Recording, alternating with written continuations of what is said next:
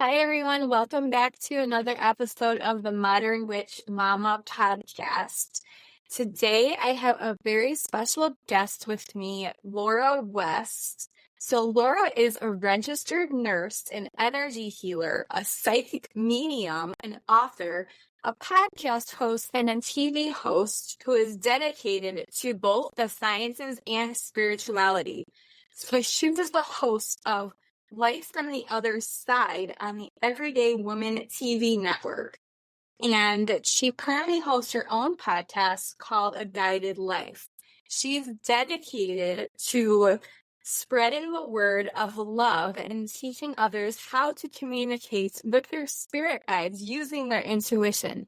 So I'm super excited to have Laura with me here today. Welcome, Laura. Thank you so much for joining me.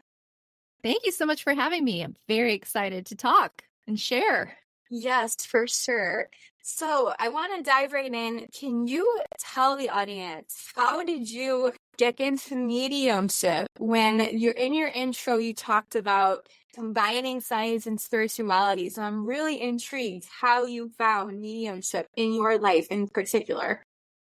So ever since I was younger, I just always had a curious mind, and it was really hard for me, at least in hindsight, to just sort of blindly follow anything as far as a religion or a spirituality that didn't resonate with me internally. So I was brought up in both a Christian and Jewish household, which means that my parents were very much open to whichever direction I chose to go.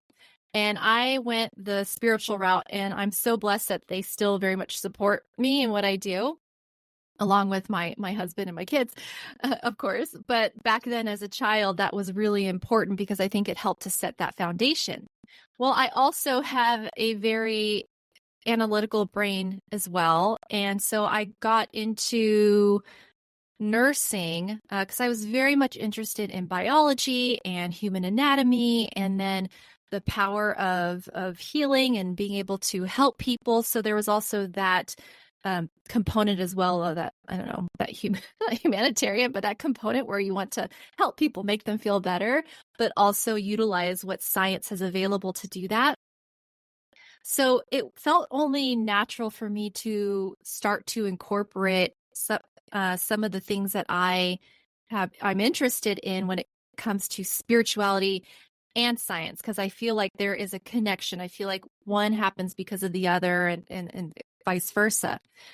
So I still very much, when I have conversations with people about spirituality, I want to know, like, what do you think the mechanism is behind that? Like, why do you think that works that way? And blah, blah, blah, blah, blah.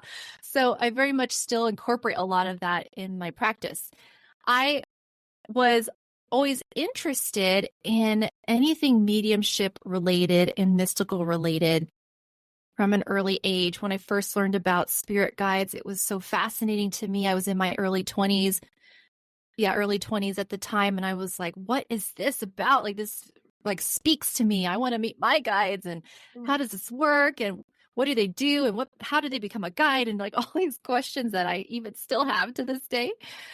So I loved watching the mediumship shows of like John Edward back then. I think he was the sort of the bigger one. Sylvia Brown, I loved anything related to her. She was really big in my spiritual beginnings as well. And so I also had these experiences growing up where I would get dream visitations of people who had passed, or that was how I met my spirit guide. So my dreams were really paramount too in how I progressed spiritually as well. Mm-hmm. So, but I still wanted to be in the medical field. So I went into nursing, and once I was sort of established in that and had been working for several years already, the spiritual component started to peek its head back into my life, because before that, I had a spiritual awakening in my early 20s, and then I went to school, got married, got the house, the kids, all that stuff. Still was working during that time as a nurse, and then the spiritual stuff started to come in because I started meditating. for the first time in 2019. And so it became a very natural but quick progression of still working as a nurse and living my human life as like mom and everything, right? And wife and all that good stuff. But then also starting to hone in on my intuition and start to want to explore that side that really resonated with me of connecting with entities on the other side and seeing where that went. And then incorporating things like energy healing and then having conversations about stuff like that now on my podcast as well with other people. So that's kind of how that transpired in a nutshell.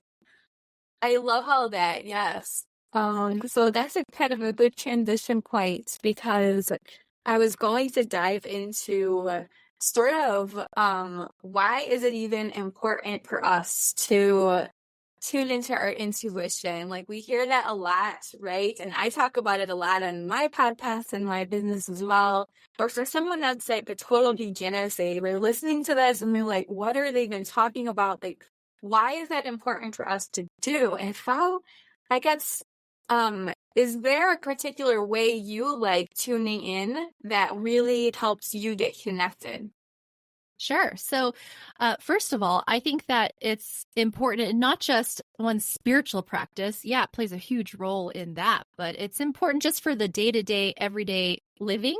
And I think that even though people may be newer to the notion of intuition, or the becoming aware of it, we are all very intuitive. Or well, we're all intuitive. Some more than others, but we're all intuitive because we all will say, "Oh, I just had a bad feeling about this or that," or you know what, that person just some about them doesn't sit right. So we're already using and working with our intuition already.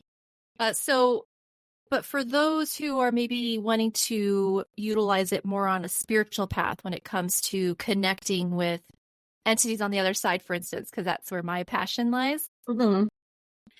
It helps to use that same gauge or meter that we were using before when we said, "Oh, you know what? Something about that person doesn't feel right. Something about this place doesn't feel good, or I just didn't really want to do that today."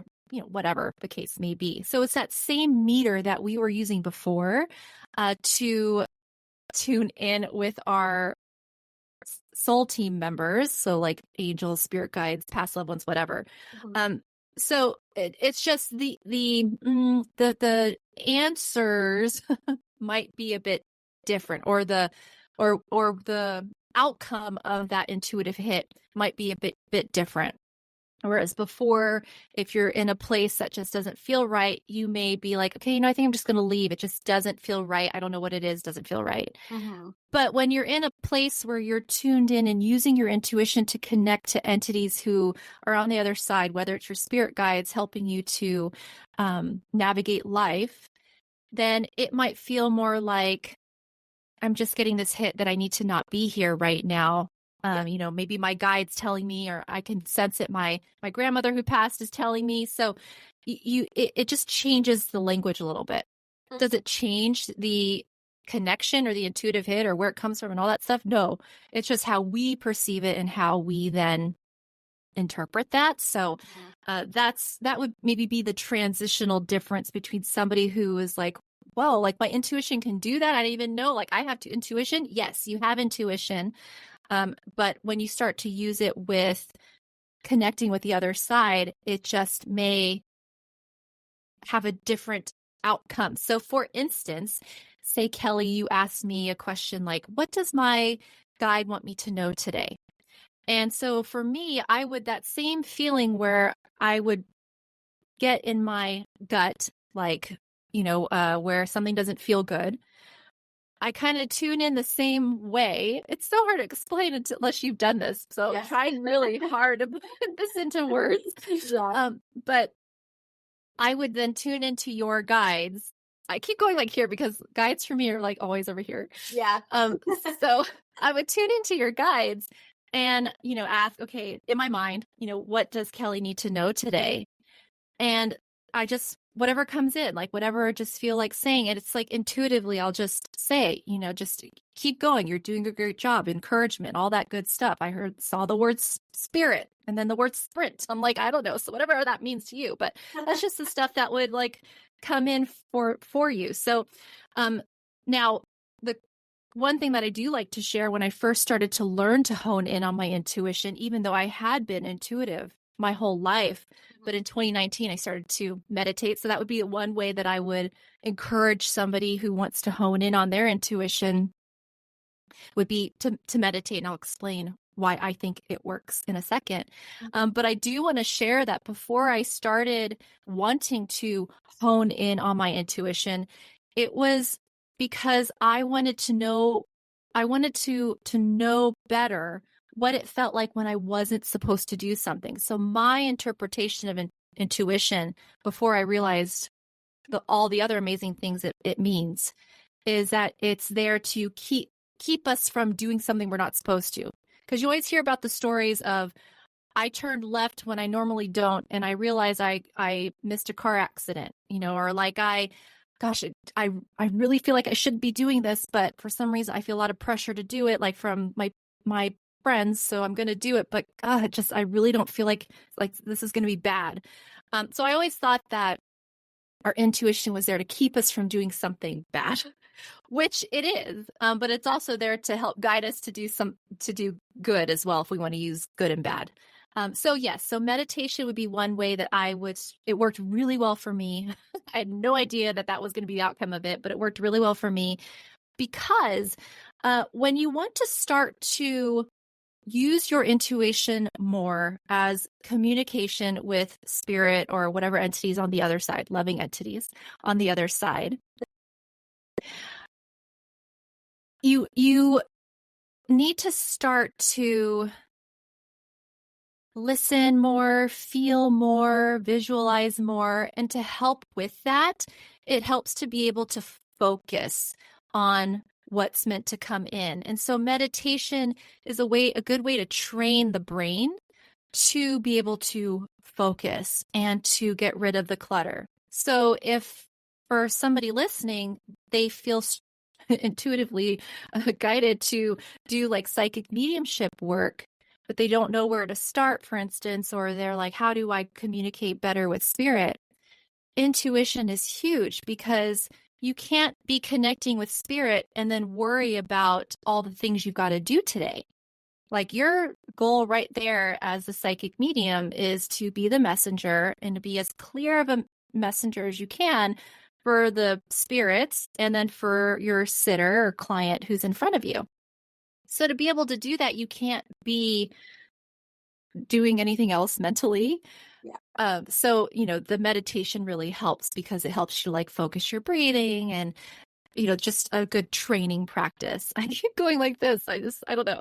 I like to gesticulate, but anyway. So that's what I would recommend. The best place to start would be meditation, and not meditations where it's guiding you to listen to your intuition. You could throw those in, but the ones that have you just really practice focusing on your breathing, quieting your mind. If the thoughts come in, you release them. That kind of meditation, I find, worked really well for me. Of course, everybody's different. You could try it. If it doesn't work for you, fine. But for those who haven't tried it yet, I would strongly urge to do the ones where they just want you to really sit in your quietness, because those ones will really help with the training. Absolutely, yeah. And I love everything you said. And so for me, I always get the questions from people when they're like, I'm trying to listen to my intuition, I'm trying to tune in to my intuition, but they're like, I don't know if I'm like making this up. I got that question like at least 3 to 5 times in the past 2 weeks from clients or just people I'm talking to. And I just smile, because it is at the beginning of your journey. Like, for me, that was like that as well. Like, I was like, am I just creating these things, or is it a spirit guide, or is it this, or is it that? So but I'm gonna answer that question is totally legit. But what I say is that it just takes like it takes time, but it takes trust, right? It's self-trust that you are actually getting those messages from your spirit guides, angels, ancestors, beings of light, that those are actually messages coming through and not some story you're making up in your head. I'm sure you've gotten that question a lot too. Yeah. I mean, I still ask myself that question.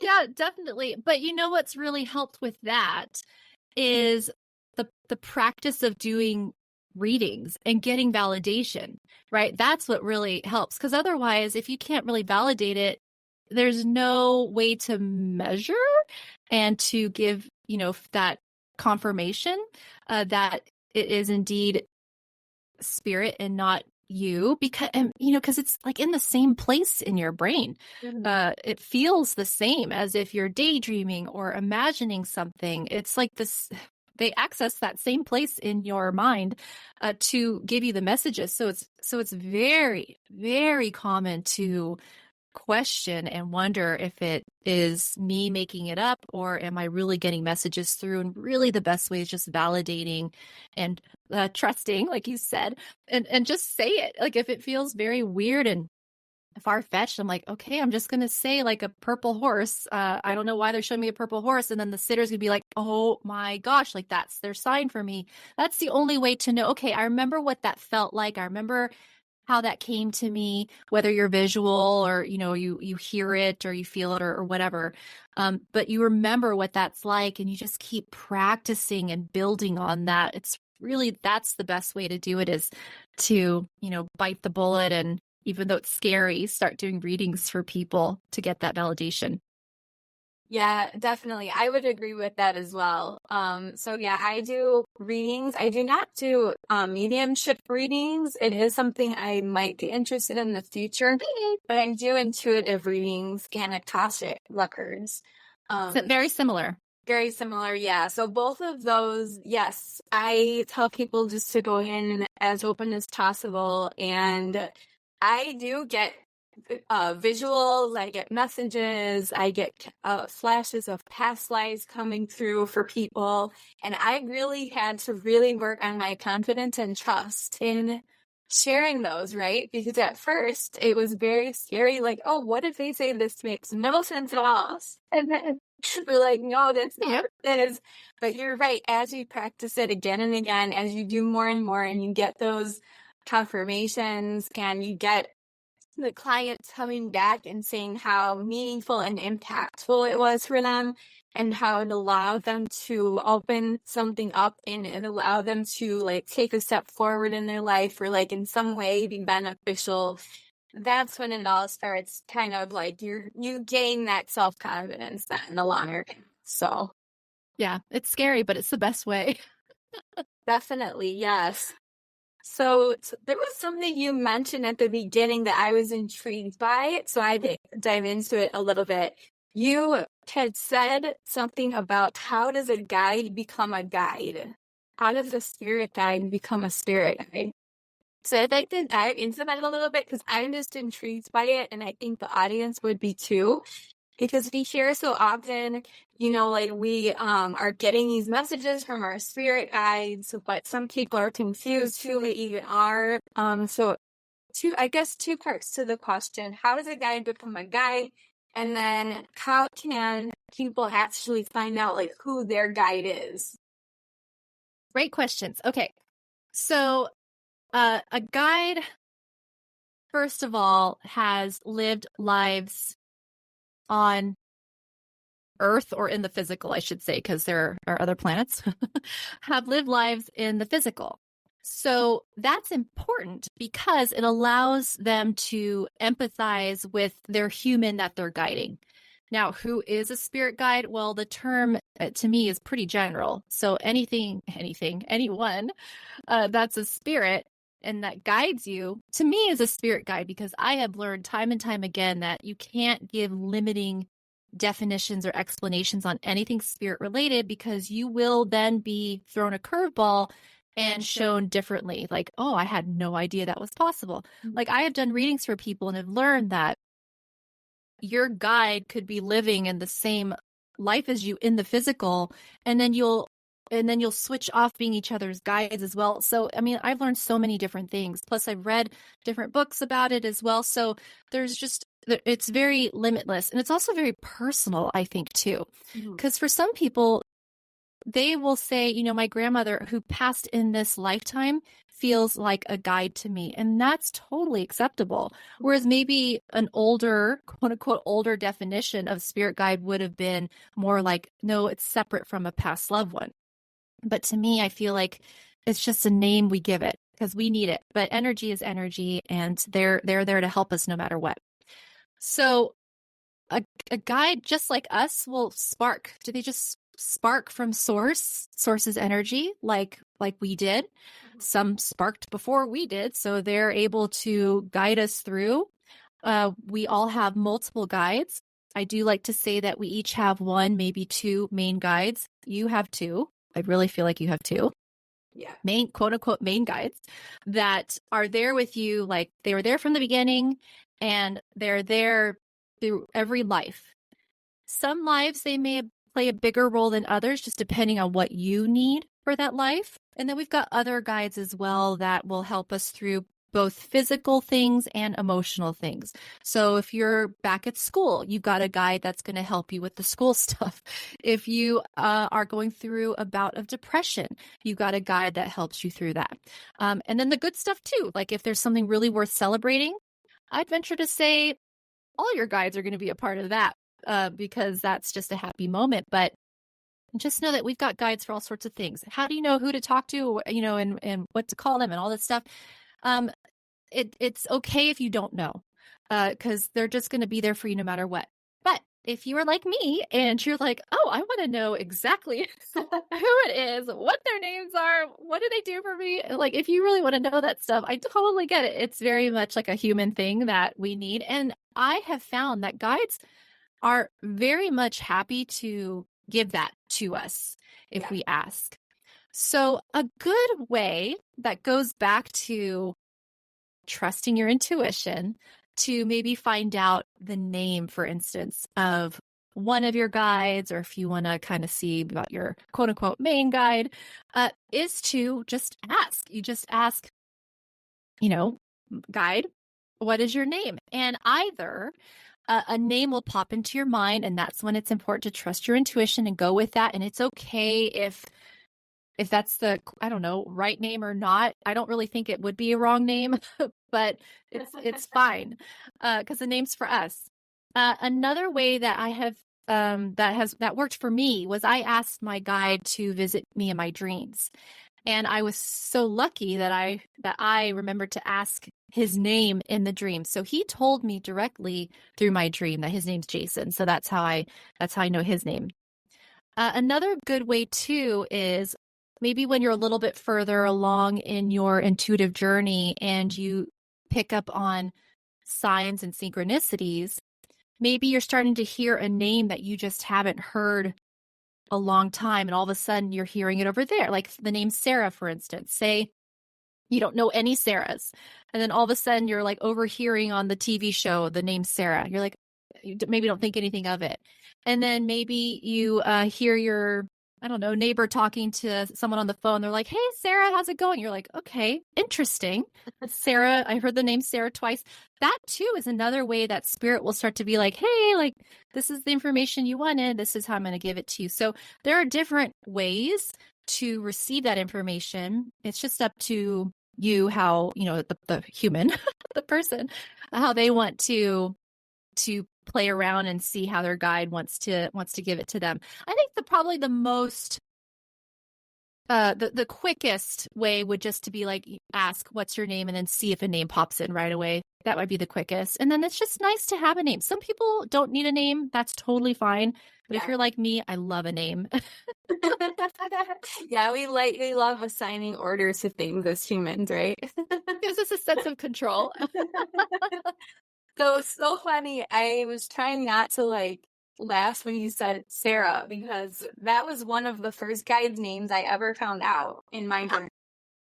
And it came through in a meditation. I was on a session with some group or something, and they were like guiding us through to figure out what your guide, like who your guide was. And that was Sarah came through for me. So you just said Sarah. So funny. Sarah's here. Yeah, That's definitely. I love it. Thanks for the feedback. Yeah, for sure. I just had to mention that because especially, for the audience, like just us here talking on Zoom and that came to your intuition. And that was who I was thinking of at the time when you were talking about like naming our guides. So it's like they're all very connected. Oh, yes. And I'm obviously very open right now. Yeah, I'm loving it so much. That's great. Okay, so what would you give the audience members as some tips if they are interested in pursuing mediumship more as a practice? And whether that is like individually, like just for themselves, or they want to build something like a business or build a practice to help other people. Well, so first of all, some words of encouragement that if that's something that you as a listener are even interested in, to me means that you're on the right path and it's meant for you. Because there are people who are like, I do not need to speak to anybody on the other side. I am fine being with the people who I can see. So you're on the right track. So kudos. Secondly, this is where intuition comes in. It's important to go with what feels good as far as the direction you want to take for your training or practice. If you're like me and you do want to get some sort of direction, because, I am always learning. We're all always learning, right? So very much open to whatever I can receive. But I was not willing to pay an arm and a leg for any sort of training. That's just me. Because I feel like my relationship with spirit is so personal to pay a lot for me. Just it didn't intuitively feel right. So I found a lot of great courses online that were really helpful. Hay House has some that are really either inexpensive or free, and those worked really well for me. Also, there are a lot of great books out there that can be very helpful. Really, though, the education part is good because it can give you some tools, and it can you can learn from people who are already doing that work and rather successfully. So you can learn like maybe their techniques and see if it works for you, or maybe they have some other techniques to offer. You learn about things like creating this vocabulary or this dictionary with spirit. If they show you that means that. You learn how to maybe create that. So there's a lot of good things to get from certification courses or just courses. Mm-hmm. Do you need to be certified? I mean, I don't know. That's personal, I think. Yeah. But from, courses. And then what really helped me was Facebook has this really great group. There's a couple of them or several of them out there now that I'm aware of where you can practice reading for people, and it feels very safe because you're in a Facebook group, so you're not there in front of the person, and you can take your time to sit without feeling somebody's watching you, like anticipating what you're going to say. So there's really good development groups that I found on Facebook. And what was great about those is that they have to provide feedback. And so you get the feedback of, okay, what you said resonated, or, you're way off, whatever, so that you can tweak and hopefully not become deflated and defeated and keep going on, because that's easy to do too, right?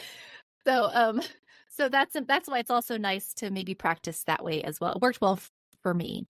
But it's just such a personal journey as far as that goes. I found channel writing was also a really good way to segue into it as well, because I was learning to listen and hear my guides or whoever's guides I was channeling for and put it on paper. I was able to read what I wrote. And if there was something that was a bit of a premonition, I could go back and see if it came to fruition because it's in writing. So channel writing was nice because it got me feeling comfortable with connecting and communicating with guides, was mostly who I channel wrote with. So yeah, there's just all these different ways to do it. I found that the classes that I took that were either free or really inexpensive worked just as well because it was meant to be my path and they gave good guidance, and a lot of it is intuitive. So however I feel good to learn.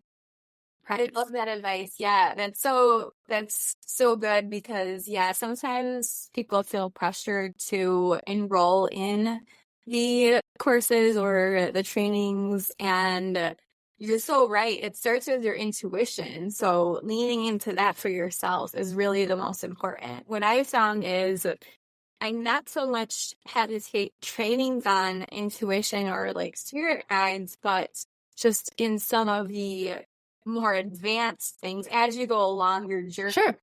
As you just get deeper and deeper, and then you're like, oh, I'm interested in Akashic records, or I'm interested in this or that or this. And then you start to know, lean into that, what feels good for you to sign up for, kind of. Yeah, it's like a gateway. Yes, unlimited gateway.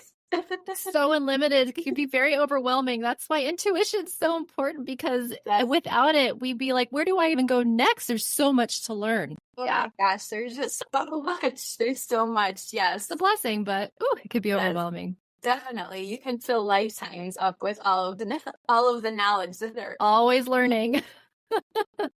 For sure. So thank you so much. Where can people connect with you, follow you online, and find out about how to work with you if they're interested in that? Yeah, absolutely. So I am on like Instagram, Facebook, TikTok, all that fun stuff, but I do have a link tree. So everything's just right there if they want to connect for a reading or if they want to buy a copy of my book or get to the podcast. Everything's in one place. So it's just my Linktree site. It's linktr.ee/guided west. Awesome. And I will make sure to include that in the show notes as well, so people can just easily click on over to that link and find you and all the amazing things that you're doing. And so thank you so much. I so appreciate you coming onto the podcast. I can probably talk for hours longer on all these topics, but I have to off at some point, right, for recording purposes and all of that. So just thank you so much. Oh, thank you so much for having me on. This was so much fun. I really appreciate it. Yes, of course.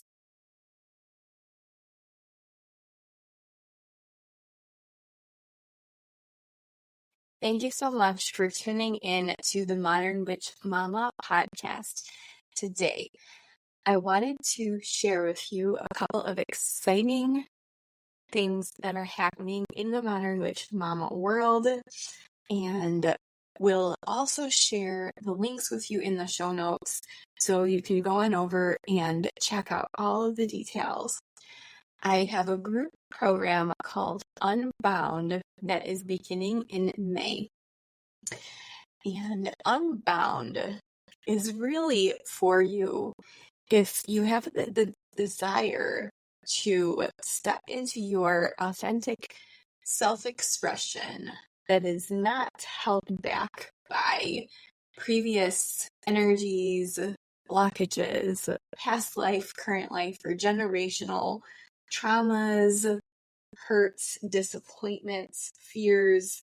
This is really for you if you are ready to step into that authentically aligned self that is free from all the heavy chains of the past that you might have been carrying with you.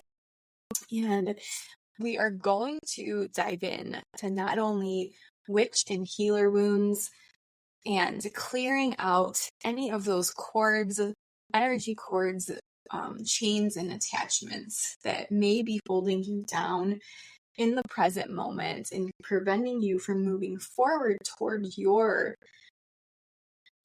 beautiful life-changing next chapter of your life, right? So this is really for you to embody that energy of stepping up and out as truly your authentic, soul-led self in this lifetime.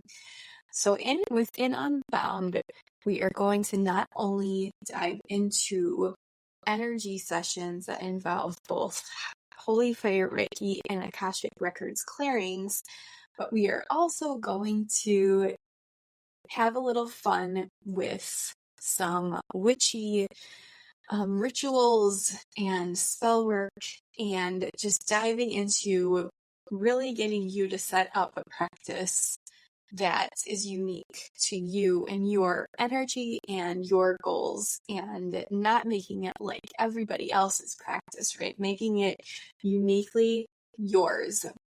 So I invite you to jump on a 20-minute connection call with me to learn more, to ask questions about this program Unbound, and to really dig into what you're feeling, why you're feeling called to join at this time. And I'd love to get your feedback and just kind of guide you through and invite you in to this beautiful, life-changing experience that is Unbound, right? So I would love, love, love for you to book a 20-minute connection call. The link will be in the show notes. And secondarily, I have one more announcement. I also am going to start offering Holy Fire Reiki 1 and 2 level training. So you have the opportunity to become certified as a Holy Fire Reiki level 1 and 2 practitioner. And if you join Unbound by the end of April 30th to be exact, you will get the Holy Fire Reiki training at a special price, at a special introductory price. So you can add it on to that program. And again, all the details for that will be in the show notes. And you can also discuss that further on your 20 minutes connection call. So thank you so much for tuning in to the podcast, and have a beautiful rest of your